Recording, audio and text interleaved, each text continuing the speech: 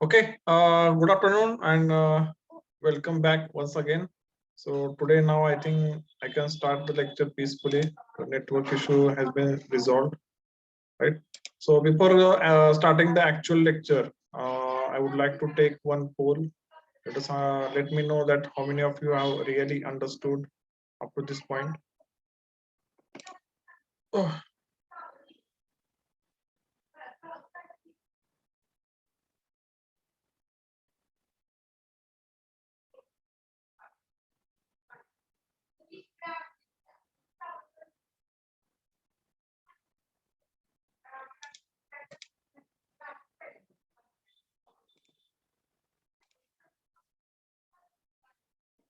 okay, so this is a question. I think I am repeating this again, but let us see how many of you are able to answer it. At saturated conditions, the dBT and WBT are, right?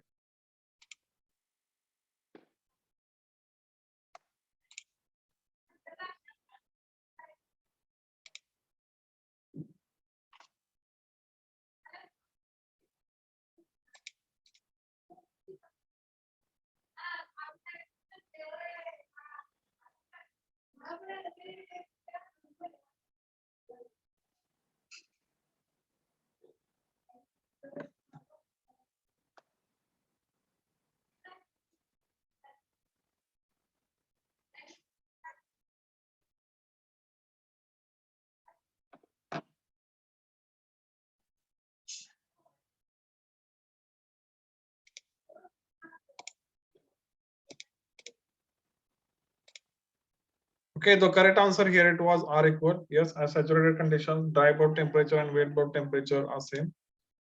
Let me create another poll. So some I think internet issue is there today because I am facing a very low speed here. Our website is taking too much time to load. Okay, but it is working at least. Hmm.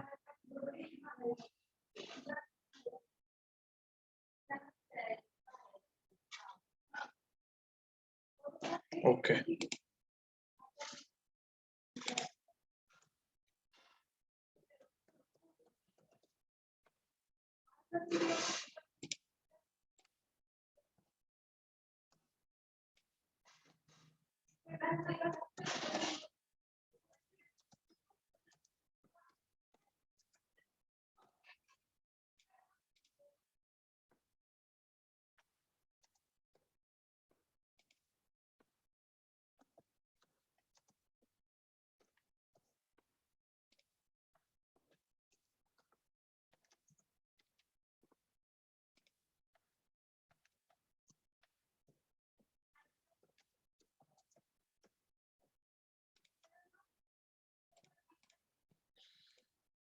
Okay.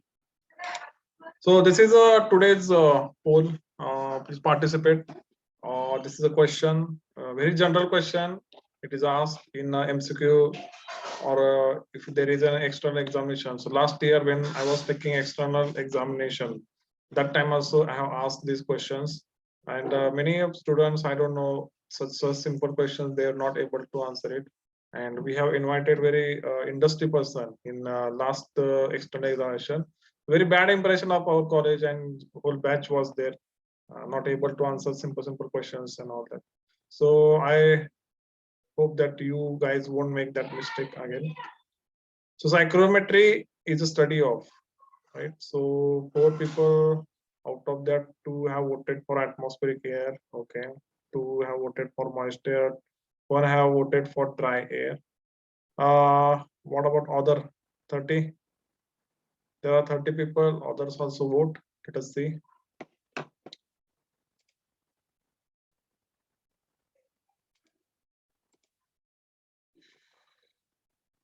3 people have voted for atmospheric air. Okay.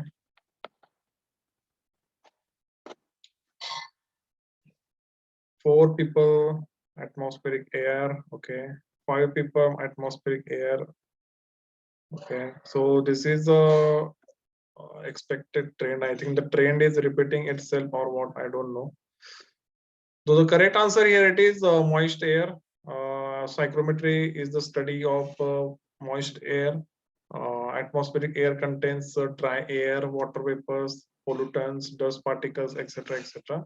But we are not going to study atmospheric air. Psychrometry is strictly restricted to study of moist air. Moist air means mixture of dry air and water vapors, right? So actually, the option number C was the correct answer here, right? So pay attention. Very basic, simple question. It is, what is psychrometry? Don't repeat the trend. Okay, so there is an external examination. I wish that all will crack it with flying feathers. Flying feathers. Sorry.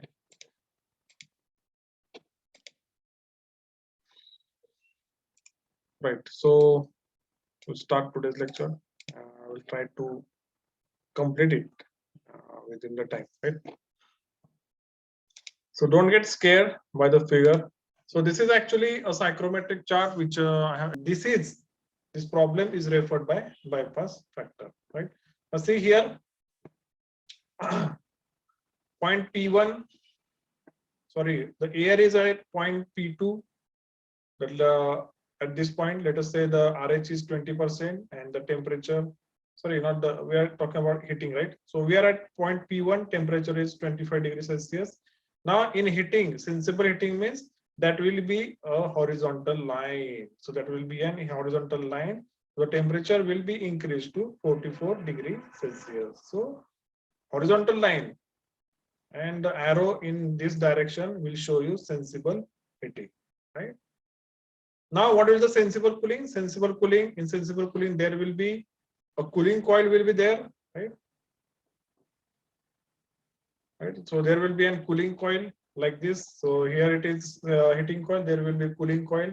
Again, air of temperature will be TD1. This will be TD3. This will be, so outlet air of temperature will be TD2. So again, ideally or theoretically, the temperature of air should be reduced to TD3. But because of bypass factor and because of various parameters like heat transfer coefficient, surface area of the coil, properties of air, etc., etc., it will not reduce to TD3, it will reduce to TD2. So that will be in the case of sensible cooling. In sensible cooling, there will be a reverse direction. Let us say now this will become P1, this will become P2, and there will be a horizontal line which will show you sensible cooling. Okay. So horizontal line always refers to sensible heating or sensible cooling. If there is a vertical line, so that will be referred to latent heating or latent cooling. Okay, so what is that? We'll see later. Now let us understand what is a bypass factor. Okay. Now again, this example is there. There is a heating coil is there like this. Air is passing onto the coil. Inlet temperature is TD1, coil temperature is TD3, and outlet temperature it comes out to be TD2. Okay. Now, as I told you, ideally, theoretically, TD1 should be TD3 at the outlet, but it is somewhat lower than TD3 in case of heating. So what has happened? So this whole setup is hypothetically represented like this. So it is said that X amount of air passes on coil, its temperature becomes TD3. So ideally, its temperature becomes TD3. And 1 minus X amount of is bypass and its temperature is unaffected. Okay. So they tried to justify this phenomena. Why it is TD2? They are saying some part. So this is all hypothetical. Okay. Some part passes onto the coil. It attains the temperature of TD3. Some part bypasses. Its temperature does not change. Does not change means its temperature still it will be TD1, and the average of TD1 and TD3 will be TD2. So this is the bypass concept which is explained here. And what is the bypass factor? Bypass factor here is in the case, it will be TD3 minus TD2. So TD3 minus TD2, it is an actual difference in temperatures. And what will be the ideal temperature difference? That will be TD3 minus TD1. Okay, so in numerator, there is an actual temperature difference, and in denominator, it is a ideal or theoretical temperature difference. So ideally, TD1 should increase to TD3, but in actual, what is happening? TD1 is actually increasing to TD2. Okay. So bypass factor is equal to TD3 minus TD2. That is temperature of coil minus actual outlet temperature divided by temperature of coil minus theoretical outlet, inlet temperature. So this phenomena is asked for theory also. There are some formulas will be there in MCQ. They will give you these values. So such figure will be there. They will give you TD1, TD3, TD2 value. They will be asked, or they will ask what is the bypass factor. So simple formula there. You can note it down. Bypass factor is equal to TD3 minus TD2 divided by TD3 minus TD1. Now don't forget what is TD3. TD3 here it is coil temperature. Here in numerator it will be actual value. Here it will be theoretical value. So here it will be TD2. Here it will be TD1. Similarly for cooling, in cooling we can just change the signs here. So it will be TD2 minus TD3 divided by TD1 minus TD3. So this is again actual temperature drop and this is a theoretical temperature drop. So that efficiency of the coil will be explained in the next slide. Okay. So bypass factor is this. For heating coil, this will be this. For cooling coil, this will be this. Just there is a change in sign, nothing else.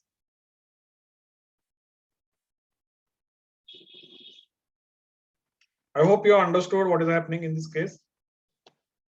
Now next here it is efficiency of heating coil. So as a mechanical engineer, it is very crucial to know what is the efficiency of any coil.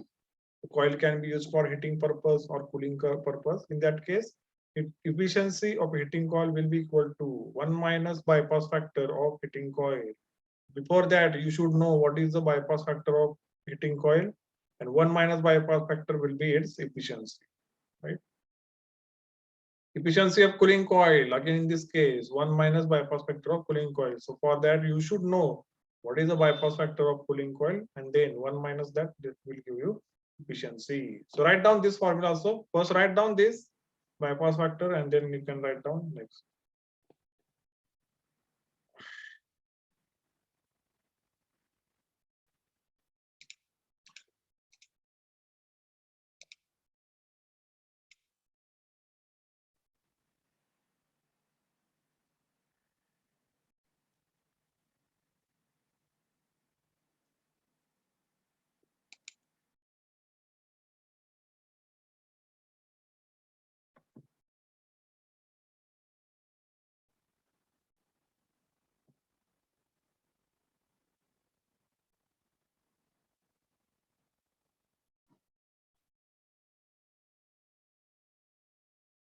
So shall we take example now?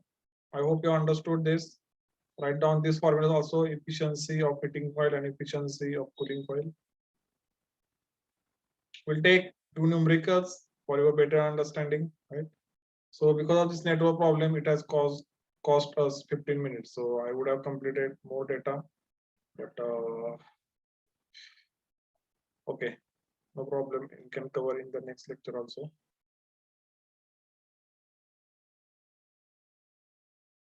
Okay. So I hope you have written down this.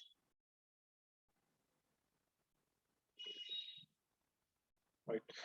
Now there is an numerical. Let us see how many of you can actually solve it. So it says atmospheric air.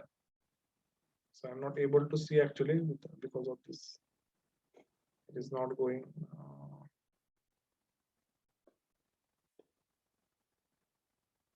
Okay. Yes.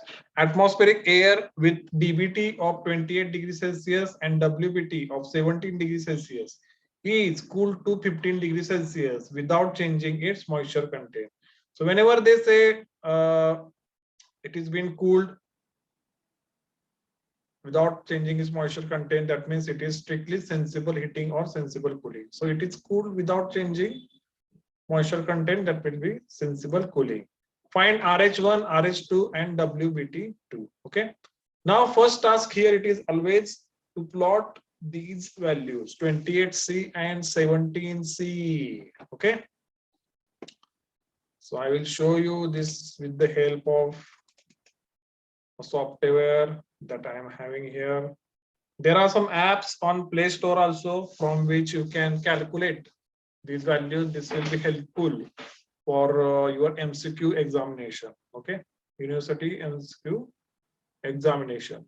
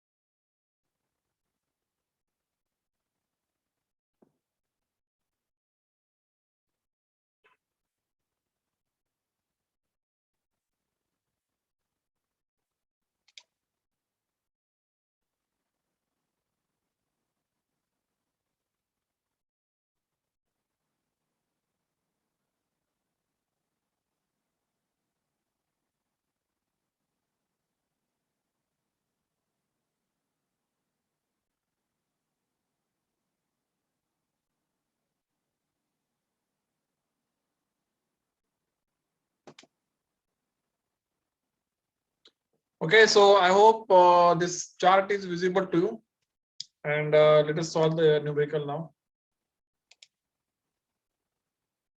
So they are saying inlet conditions, here it is DBT 26 degrees Celsius, 28 degrees Celsius, and WBT 17 degrees Celsius. So I will try to plot it. DBT here it is 28, and WBT here it is 17. Okay, I will add the point. Now, are you able to see the point P1? This is a point P1. Now they are saying this air is cooled to 15 degrees Celsius without changing its moisture content. Okay, so simply I will draw a line, and that will give me the required conditions. Okay, so let me check if I can add a line here.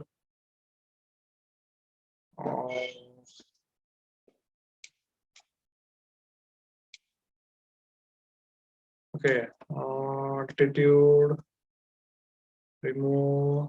No, I think I cannot add a line here. Let us go to the ASHRAE psychrometric chart.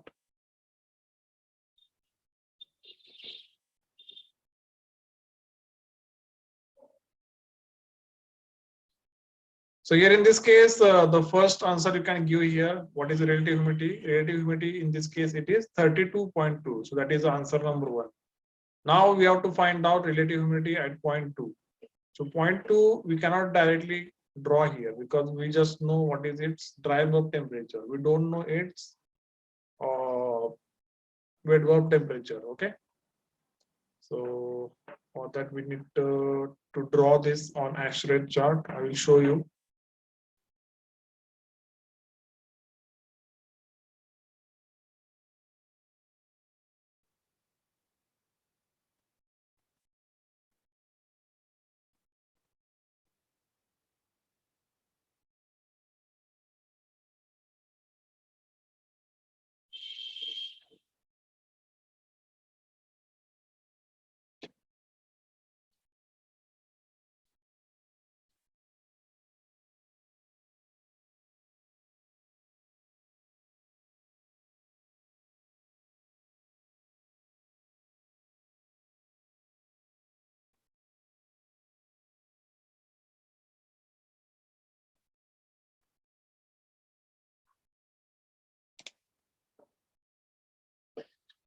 Okay.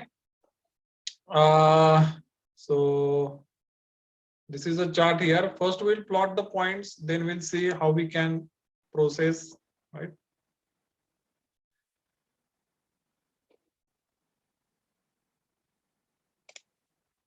Okay. Now I will plot a point here. First we'll point Let me check where is the point here. Yes, we have point here. Add a dot. Okay, I will add a dot here. It's not coming actually. Okay.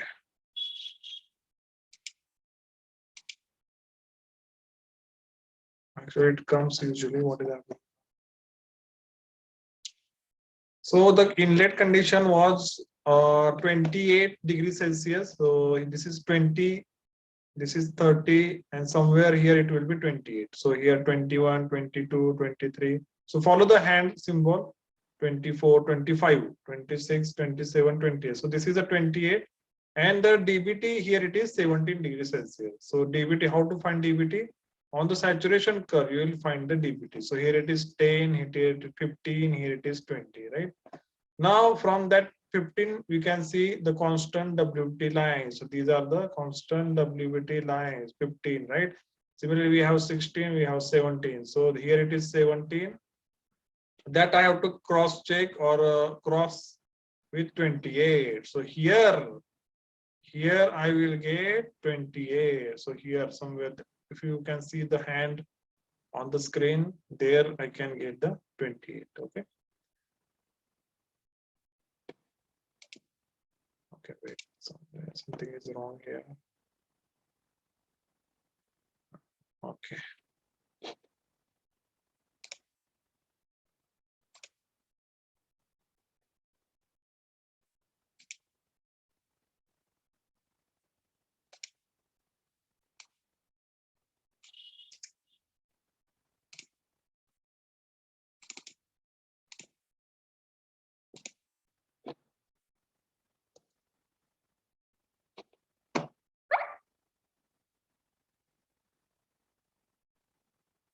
Okay.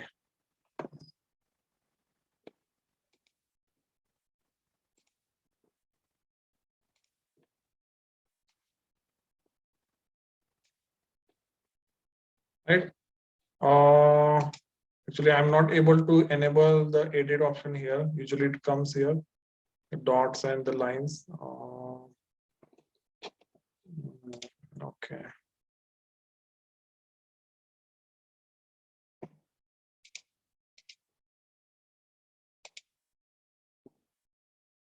Right. Okay. Okay. Yes. Okay. So I will enable the annotate option here, and then I can draw. Okay.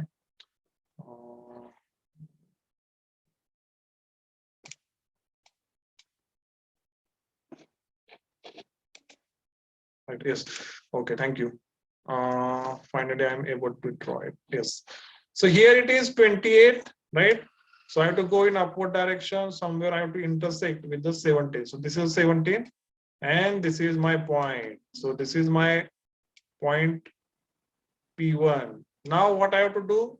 I have to do the sensible cooling up to 15 degrees Celsius. So I will take, let us take a line. Yes, straight line. Yes, correct. From this, I will draw a straight line up to 15 degrees Celsius DBT. So let us say DBT. So I will draw horizontal line here, and here it crosses to 15 degree Celsius DBT. Okay. How would I know? This is the 15 degrees Celsius vertical line, that is WBT line. So now here it is 0.2. Okay. I hope you understood. This is point P1. This is 0.2. Okay. So like that way you have to draw on actual charts. Okay. Here you can easily measure what is the enthalpy, what is RH. So see RH. So this is the RH curve. So this is the RH curve. So here it is 100, 80, 90, and 90, 80, and this is 70. So here relative humidity at 0.2 is 70%. Okay. What is the WBT here? For that, you have to follow this dashed line. So this dashed line leads to saturation curve here. So that will be WBT. What is the value here? Here it is 10, here it is 11, and it is 12. So at 0.2, WBT is 12. So DBT is 15. So here it is 15, and WBT will be 12. Okay. What will the RH? RH is 70%. What will be the enthalpy? For enthalpy, you can extend this line up to this point. So here it will get the enthalpy value. So here it is 30, here it is 32, and here it will be 34. So 34 kilojoule per kg. So that will be the enthalpy at point 2. So like that way, you have to study this psychrometric chart. Very, very important. I think because of time, I would not be able to complete this, right? But okay. So we'll go back to our PPT, then we can see.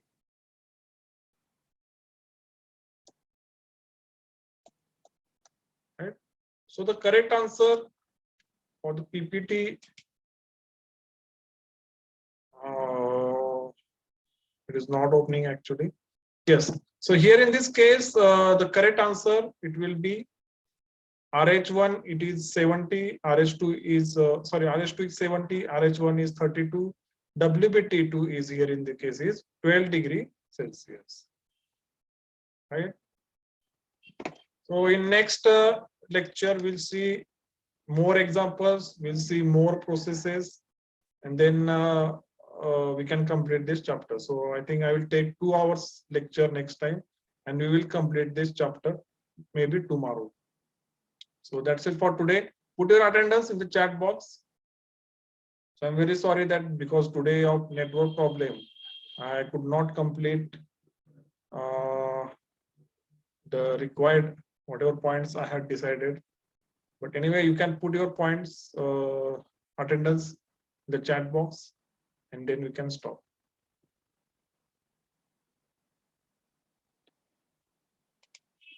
Yes, put your attendance in the chat box.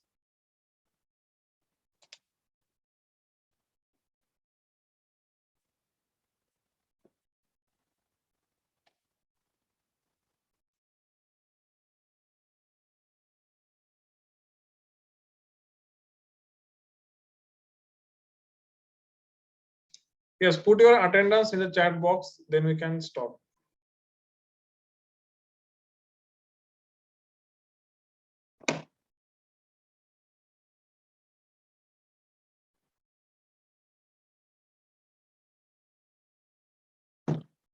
Right, so in next lecture, we'll take more processes. I will take 2 hours lecture. We'll finish this chapter because your examination will be in the month of January. Don't worry, I will give you an MCQ set, and that will be very helpful for you in MCQ online examination, right? And this might be the last exam we will give because next semester might be internship oriented. I don't know the exam structure for the next semester, right? So with this, we'll stop. I hope everyone has put their attendance. I will give you 1 more minute. Okay. Right.